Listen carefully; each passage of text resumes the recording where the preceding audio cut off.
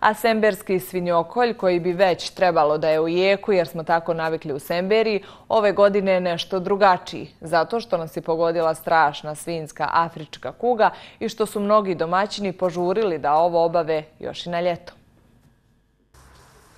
Dogodilo se nešto što se ni tokom ratnih godina nije događalo, kažu Semberci, koji su požurili da pokolju svoje svinje dok virus još nije stigao na njihova imanja.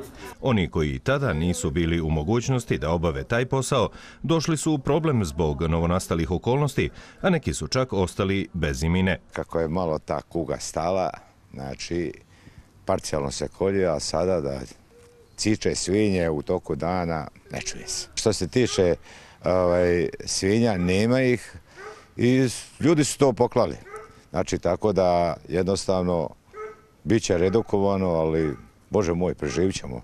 Mahom nećemo ostati bez mesa, jer ono je već smješteno u zamrzivač, tako da nećemo biti gladni. Za samo nekoliko mjeseci na području Semberije eutanazirano je preko 40.000 svinja, te je obim tradicionalnog svinjokolja ove jeseni manji za više od 10 puta.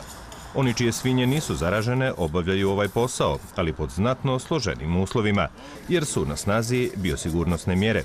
Osim uzorka koji se u veterinarsku ambulantu donosi zbog pregleda na trihinelozu, donosi se i slezina kako bi se izvršio pregled na afričku kugu svinja, što izbija dodatni novac iz džepova naših domaćina.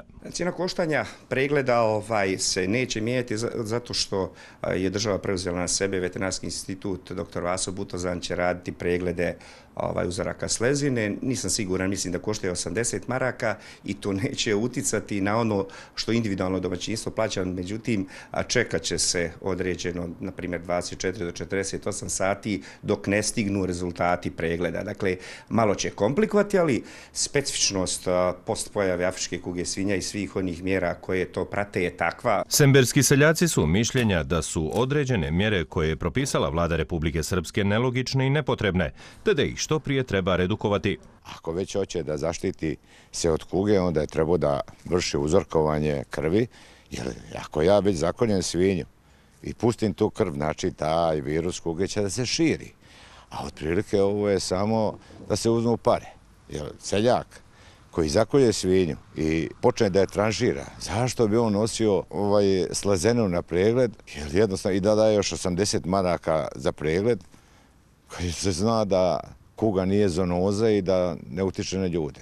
Mislim, to je malo ludo, ali država je tako naložila. Svinjskog mesa je trenutno veoma malo u ponudi, a ni građani ga zbog straha od bolesti ne traže u onoj mjeri kao prethodnih godina. Nije u pitanju zoonoza i da nema nikakve bojazni za konzumiranje mesa. Naravno, ljudi su obazrivi.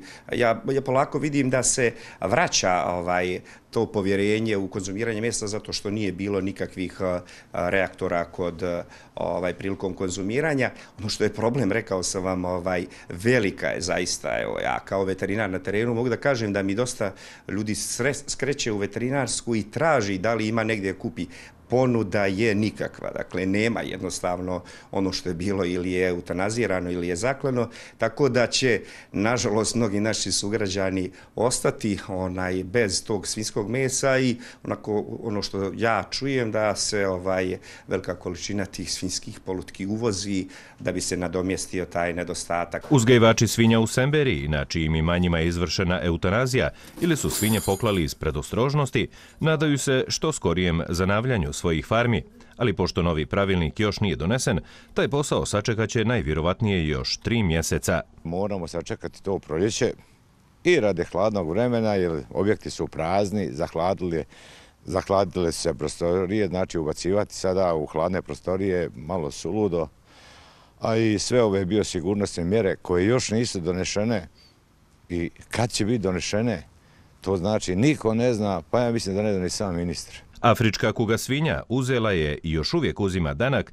iako smo svjedoci da je smanjen broj slučajeva zaraze. Prema riječima ljudi iz struke, i narednih godina morat ćemo da živimo uz prisustvo te bolesti, koje će, nadamo se, biti manje i manje.